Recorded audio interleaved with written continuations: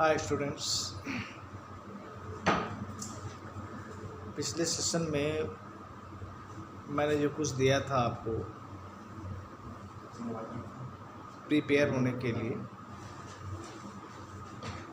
करीब 4 स्टैंजास के पैराग्राफ्स के मैंने word means, hard word means वगैरह सब दिए थे आपको। आई होप कि you are prepared with that and today a nice day. Let me start a nice day with a wonderful lesson of prose. Lesson first, A Girl with Basket, written by William C. Douglas. Today I am going to elaborate the lesson of paragraphs with its meanings.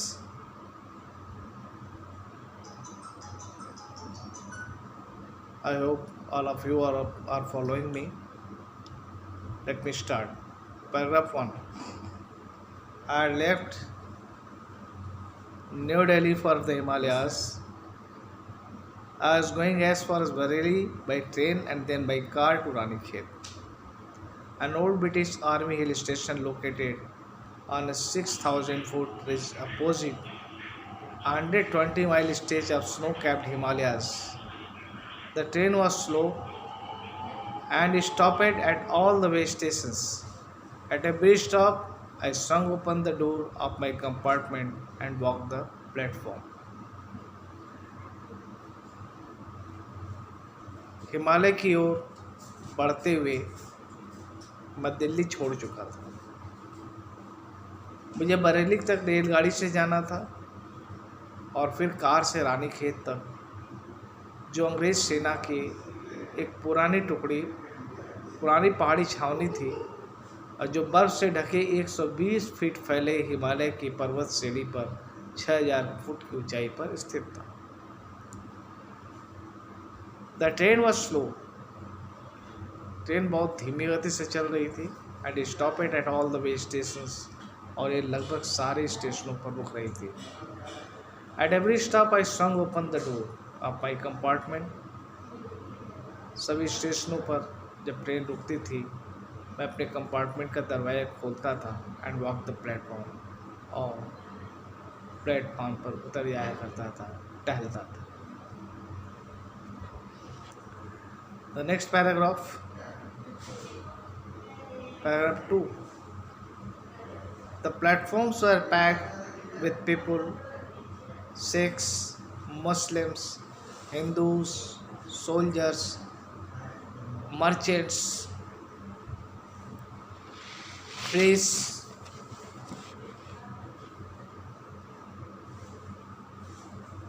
porters, beggars, hawkers. Almost everyone was barefoot and dressed in loose white garments. I would ask at least 3 people before I could find one who spoke English. We would talk for world affairs and every major topic the news of the day produced. In this way, I was trying to get a feel of the pulse of the nation, checking opinion against official attitudes and reports. The platforms were packed with people. Platform पर लोगों की भीड़ हुआ करती थी।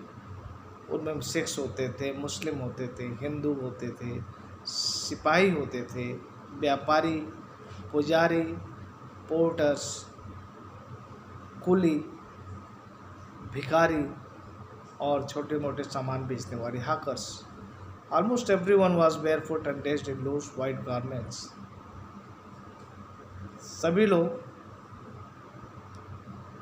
लगभग सभी लोग नंगे पैर होते थे और ढीले ढाले सफ़ेद कपड़ों में हुआ करते थे। I would ask at least 3 people before I could find one who spoke English. मैं लगभग 3 व्यक्तियों से जब मिलता था, तब जाकर मुझे एक अंग्रेजी बोलने वाला व्यक्ति मिलता था। We would talk world affairs.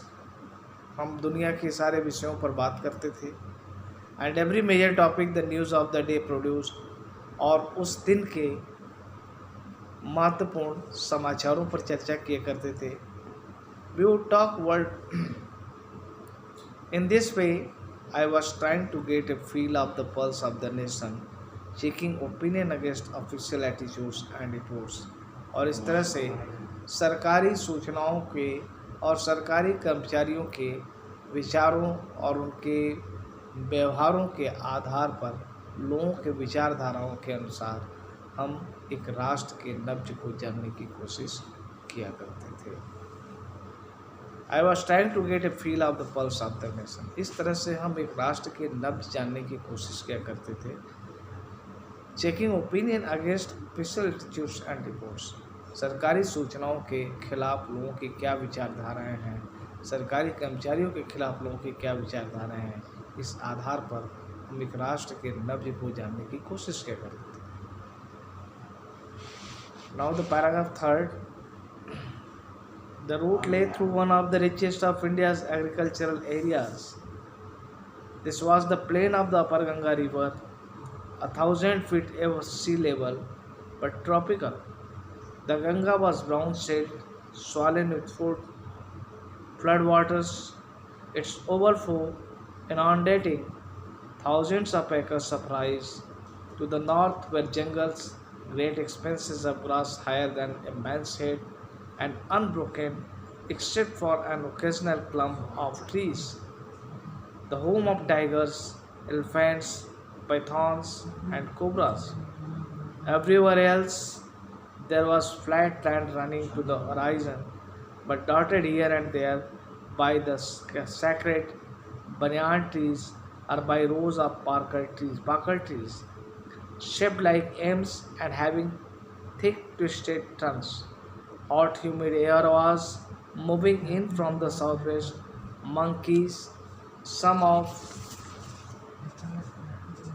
them mothers with babies clinging to them and riding underneath, swung off trees at the stations, looking for food. The villages we passed had walls made of mud mixed with water and cow dung. Their peaked roofs were thatched. Bundles of grass tied to bamboo poles stretched across the rafters. The day the pumpkin vines that grew over them were in bloom, trailing sticks of yellow over drab walls. यह मार्ग भारत के सर्वाधिक विकसित क्षेत्रों में से एक था। यह जो रास्ता था वो भारत के सर्वाधिक विकसित कृषि क्षेत्रों में से एक था। यह ऊपरी गंगा नदी का मैदान था जो समुद्र तल से 1000 फुट ऊंचा होने पर भी काफ़ी गर्म था। ये समुद्र तल से 1000 फीट ऊंचा था, फिर भी काफ़ी गर्म था। गंगा का रंग मटमैला था, बाढ़ के पानी से उफन रही थी और उसके बाढ़ के पानी में हजारों एकड़ चावल के खेत डूबे हुए थे। उत्तर दिशा में जंगल का विस्तार था, जहाँ बिना टूटे लंबी लंबी घासें फैली थी, जिसकी ऊंचाई आदमी के सिर से भी अधिक थी। इसके बीच में बड़े बड़े पेड़ों के झुरमुट आ जाते थे जो बाघों, हाथियों, अजगरों और नागों के शरणस्थल थे। बाकी स्थलों पर सपाट मैदान ही थे जो दूर क्षितिज तक विस्तृत दिखाई पड़ते थे। बीच बीच में यहाँ वहाँ बरगदों के पेड़, पाकड़, पेड़ों की पंक्तियाँ कांटेदार झाड़ियों वाले पेड़ की तरह दिखाई देती थी, जिनके तने घुमावदार मोटाई लिए हुए थे। दक्षिण पश्चिम की ओर से गर्म और नम हवा बह रही थी। स्टेशनों पर खाने की खोज में बंदर पेड़ों से उछल कर आ जाते थे। उनमें से कुछ बंदरियां भी होती थीं, जिनके पेट से बच्चे चिपके होते थे। जिन गांवों से होकर हम गुजर रहे थे, उनकी दीवारें गोबर और कच्ची मिट्टी से बनी हुई थी। उनके नोकदार छतों पर छप्पर थे। बल्लियों पर फैले हुए बांस जिन पर घास के बंडल बंधे हुए थे। छप्परों पर फैली हुई कुमड़ों के बेलों पर उस दिन फूल खिले हुए थे और मटमैली मोटी दीवारों पर लटकी हुई पीले रंग की टेढ़ी मेढ़ी रेखाएं टेढ़ी मेढ़े कतार की तरह दिखाई दे रही थी।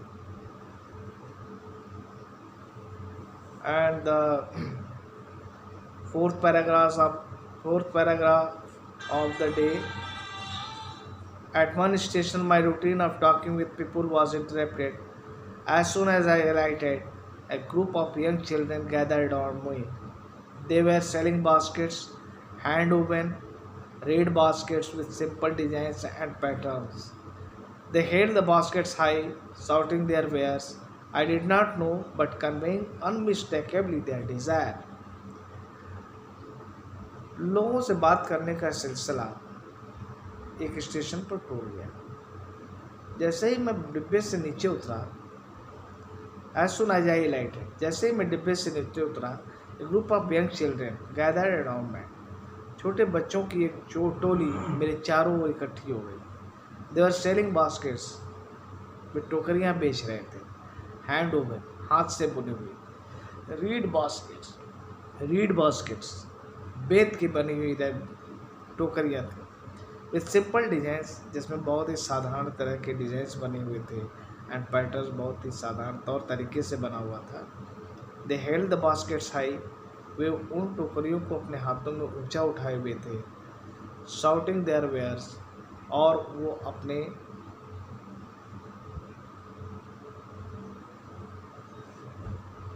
बेचने के तरीक़ों से लोगों को आकर्षित कर रहे थे। I did not know but conveying unmistakably their Dzire.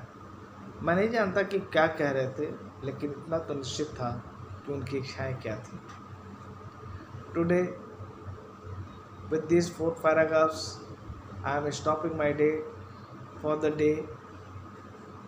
Next tomorrow in the next video. Thank you.